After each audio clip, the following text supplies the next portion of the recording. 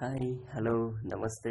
ನಾನು ನಿಮ್ಮ ಶ್ರೀಕಾಂತ್ ಆ್ಯಂಡ್ ನನ್ನ ಪೇಜ್ ವೈವಿಧ್ಯಕ್ಕೆ ನಿಮಗೆ ಹಾರ್ಟ್ಲಿ ವೆಲ್ಕಮ್. ಆ್ಯಂಡ್ ನಾವಿವತ್ತು ಮಾತಾಡಬೇಕು ಅಂತ ಅಂದ್ಕೊಂಡಿರೋದು ನಮ್ಮ ಬೆಂಗಳೂರು ಆ್ಯಂಡ್ ನಿಮ್ಮ ಬೆಂಗಳೂರು ಬಗ್ಗೆ. ಆ್ಯಂಡ್ ಬೆಂಗಳೂರಿನ ಬಗ್ಗೆ ಜನರನ್ನ ಕೇಳಿ ನೋಡಿ, ಬೆಂಗಳೂರು ಅಂದ ತಕ್ಷಣ ಜ್ಞಾಪಕಕ್ಕೆ ಬರೋದೇ ಟ್ರಾಫಿಕ್.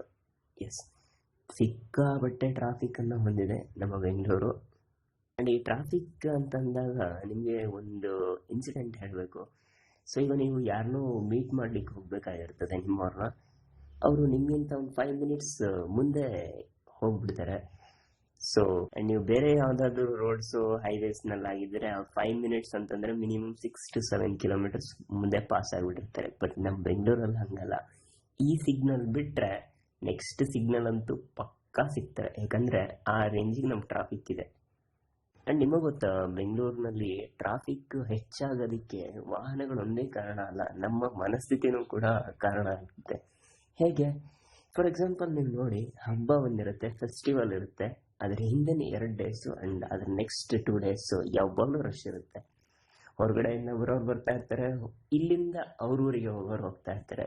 ಇವೆರಡರ ಮಧ್ಯೆ ಬೆಂಗಳೂರು ಪಾಪ ಟ್ರಾಫಿಕ್ಕಲ್ಲಿ ಸಿಕ್ಕಾಕೊಂಡು ನರಳ್ತಾ ಇರುತ್ತೆ. ಆ್ಯಂಡ್ ಗೌರ್ಮೆಂಟ್ ಕೂಡ ಸಿಕ್ಕಾಪಟ್ಟೆ ಇಂಪ್ಲಿಮೆಂಟ್ಸ್ ಮಾಡ್ತಾನೆ ಇರ್ತಾರೆ. ಬಟ್ ಏನೇ ಮಾಡಿದ್ರೂ ರಾವಣನ ಹೊಟ್ಟೆಗೆ ಅರೆ ಕಾಸಿನ ಮಜ್ಜಿಗೆ ಅಂತ ಕನ್ನಡದಲ್ಲಿ ಒಂದು ಮಾತಿದೆ. ಸೊ ಹಾಗಾಗ್ತಾ ಇದೆ. ಆ್ಯಂಡ್ ಸಾಧ್ಯವಾದರೆ ಒಂದು ಪಬ್ಲಿಕ್ ಟ್ರಾನ್ಸ್ಪೋರ್ಟ್ಗಳನ್ನು ಯೂಸ್ ಮಾಡಿ, ಆ್ಯಂಡ್ ಎನ್ವಿರಾನ್ಮೆಂಟ್ ಕೂಡ ಸೇವ್ ಆಗುತ್ತೆ, ಆ್ಯಂಡ್ ಸ್ವಲ್ಪ ಮಟ್ಟಿಗೆ ಟ್ರಾಫಿಕ್ ಕೂಡ ಕಡಿಮೆ ಆಗುತ್ತೆ ಅನ್ನೋದು ನಮ್ಮ ಭಾವನೆ. ಸಪೋರ್ಟ್ ಮಾಡಿ ಗೌರ್ಮೆಂಟ್ ಜೊತೆಗೆ ಆ್ಯಂಡ್ ಸೇವ್ ಮಾಡಿ ಬೆಂಗಳೂರನ್ನ. ಸೊ ಏನಪ್ಪ ಇದು ಸ್ಟಾರ್ಟಿಂಗಿಂದ ಈ ಟ್ರಾಫಿಕ್ನ ಬಗ್ಗೆ ಮಾತಾಡ್ತಾ ಇದ್ದೀವಿ ಅಂತ ಹೇಳ್ತಾ ಇದ್ದೀರಾ? ಎಸ್, ಈಗ ಬೇರೆ ಟಾಪಿಕ್ಕು. ಸೊ ಬೇರೆ ಟಾಪಿಕ್ ಅಲ್ಲ, ಅದರಲ್ಲೇ ಹೋಗ್ತಾ ಇದ್ದೀವಿ. ಆ್ಯಂಡ್ ನೀವೊಂದ್ಸತಿ ಗಮನಿಸಿದ್ರ, ಅಮೇರಿಕಾದ ಪ್ರೆಸಿಡೆಂಟ್ ಒಂದ್ಸತಿ ಹೇಳಿದರು, ನಾವು ಅತ್ಯಂತ ಹೆಚ್ಚಿನ ಸ್ಪರ್ಧೆಯನ್ನು ಎಕ್ಸ್ಪೆಕ್ಟ್ ಮಾಡ್ಬೋದು ಅಂತಂದರೆ ಅದು ಬೆಂಗಳೂರಿಂದ ಅಂತ. ನಾಟ್ ಓನ್ಲಿ ಇಂಡಿಯಾದ ಯಾವುದೇ ಸಿಟಿಯನ್ನು ಅವರು ಟಾರ್ಗೆಟ್ ಮಾಡಿ ಹೇಳಿಲ್ಲ, ಎಕ್ಸ್ಪೆಷಲಿ ಬೆಂಗಳೂರನ್ನೇ ಟಾರ್ಗೆಟ್ ಮಾಡಿ ಹೇಳಿದ್ದಾರೆ. ಯಾಕೆ ಅಂತಂದರೆ ಸಿಲಿಕಾನ್ ವ್ಯಾಲಿ ಅನ್ನುವಂಥ ಒಂದು ಅಮೇರಿಕಾದ ಸಿಟಿಯನ್ನು ಮೀರಿಸಿ ಇವತ್ತು ಬೆಂಗಳೂರು ಬೆಳೆದು ನಿಂತಿದೆ.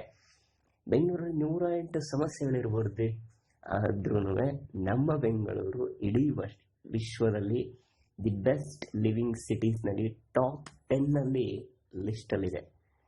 ಇದು ನಮ್ಮ ಬೆಂಗಳೂರಿನ ಬಗ್ಗೆ ಹೆಮ್ಮೆ ಪಡಬಹುದಾದಂತಹ ವಿಚಾರ. ಬೆಂಗಳೂರಿನ ಬಟ್ಟಿಗೆ ಒಂದು ಹಳೆಯ ಜೋಕ್ ಇದೆ.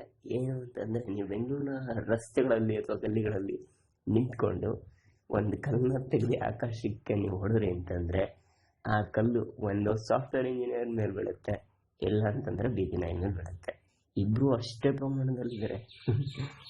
ಆ್ಯಂಡ್ ಒಂದು ಸರ್ವೆ ಹೇಳುತ್ತೆ, ಬೆಂಗಳೂರಿನಲ್ಲಿರೋ ಇಂಜಿನಿಯರ್ಸ್ ಎಷ್ಟು ಅಂದರೆ ಇಡೀ ದೇಶದ 35%, 35% ಇಂಜಿನಿಯರ್ಸ್ ನಮ್ಮ ಬೆಂಗಳೂರಿನಲ್ಲೇ ಇದ್ದಾರೆ ಅಂತ. ಆ್ಯಂಡ್ ಯಾವ್ದಾದ್ರು ಒಂದು ಎಕ್ಸಾಮ್ ಕೊಟ್ಟರೆ 100 ಮಾರ್ಕ್ಸ್ ಬರೀ ಬೆಂಗಳೂರಿನವ್ರನ್ನೇ ಇಟ್ಕೊಂಡು ಪಾಸ್ ಮಾಡ್ಬೋದು ನಮ್ಮ ದೇಶದ ಒಂದು ಇಂಜಿನಿಯರಿಂಗ್ ಫೀಲ್ಡ್ನ. ಅಷ್ಟು ಪ್ರಮಾಣದ ಇಂಜಿನಿಯರ್ಸ್ ನಮ್ಮ ಬೆಂಗಳೂರಿನಲ್ಲಿದ್ದಾರೆ. ಎಷ್ಟಿರ್ಬೋದು ಇವರ ಒಂದು 35% ಅಂದರೆ 30 ಲಕ್ಷ ಇಂಜಿನಿಯರ್ಸ್ ನಮ್ಮ ಬೆಂಗಳೂರಿನಲ್ಲಿದ್ದಾರೆ. ಆ್ಯಂಡ್ ನೀವು ಬೆಂಗಳೂರಿಗೆ ಬಂದ ತಕ್ಷಣ ನೀವು ಯಾರನ್ನಾದ್ರೂ ಕೇಳಿ ನೋಡಿ, ಸರ್ ಈ ಅಡ್ರೆಸ್ ಎಲ್ಲಿ ಬರುತ್ತೆ ಅಂತ. ಅವ್ರು ಏನಾದರೂ ಆನ್ಸರ್ ಕೊಟ್ಟು ಬಿಟ್ಟರೆ ನೀವು ಲಕ್ಕಿ ಅಂತಲೇ ಹೇಳ್ಬೋದು. ಯಾಕೆಂದರೆ ಯಾರನ್ನು ಕೇಳಿ ನೋಡಿ, ಅವ್ರಿಗೆ ಅಡ್ರೆಸ್ ಗೊತ್ತಿರುತ್ತೋ ಇಲ್ವೋ, ಎಲ್ಲ ಗೂಗಲ್ ಮ್ಯಾಪಲ್ಲಿ ನೋಡಿಕೊಂಡು ಹೋಗ್ತಾ ಇರ್ತಾರೆ. ಏಕೆ ಅಂತಂದರೆ ಬೆಂಗಳೂರು ಬೆಳೆದಿದೆ ಮ್ಯಾನ್, ಆ ರೇಂಜಿಗೆ ಬೆಳೆದಿದೆ. ಆ್ಯಂಡ್ ದೂರದಲ್ಲಿ ಇರೋಂತಹ ನೇಪಾಳ್, ಸಿಕ್ಕಿಂ, ಮೇಘಾಲಯ, ಅರುಣಾಚಲ್ ಪ್ರದೇಶದಿಂದ ಬಂದಿರೋಂಥವ್ರು ನಮ್ಮ ಬೆಂಗಳೂರಿನ ಶೋರೂಮ್ಗಳಲ್ಲಿ ಸೆಕ್ಯೂರಿಟಿ ಗಾರ್ಡ್ ಆಗಿ ಕೆಲಸ ಮಾಡ್ತಾ ಇದ್ದಾರೆ. ಭಾರತದ ಯಾವುದೇ ಮೂಲೆಯಿಂದ ಬಂದರೆ ನೀವು, ಬೆಂಗಳೂರು ನಿಮಗೆ ಕೆಲಸ ಕೊಡುತ್ತೆ, ಆ್ಯಂಡ್ ಬೆಂಗಳೂರು ನಿಮ್ಗೆ ಇರೋದಕ್ಕೆ ಜಾಗ ಕೊಡುತ್ತೆ.